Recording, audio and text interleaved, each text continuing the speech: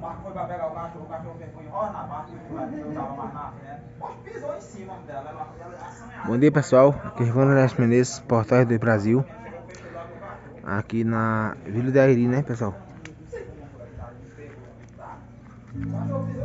Vazio, né? Poucas pessoas.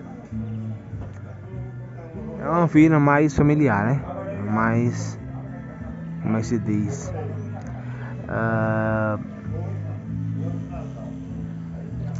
Mais pessoas, família, né? Tudo. Mas aqui, ó, o postinho de saúde funciona ali, ó.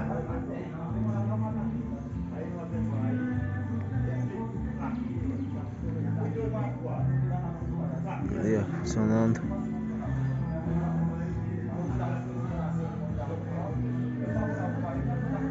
Aí tem, hoje, acho que dentista hoje. Tá ali.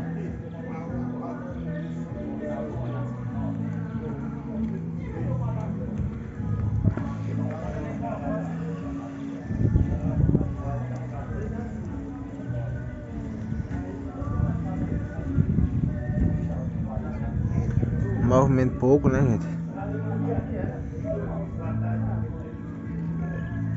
Aqui, pessoal, pega celular, né? Aqui pega a Torre da Vivo. Olha aqui, gente.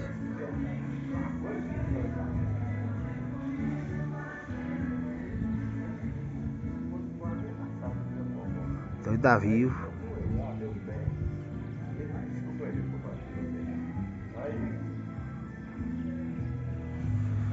É isso aí, gente. Então compartilha o vídeo aí, né? Deixa o like aqui na Vila da Iri, beleza?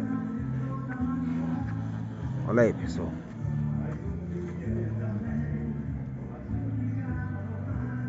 Compartilha o vídeo, deixa o like. Um abraço a todos. Tchau, tchau, gente.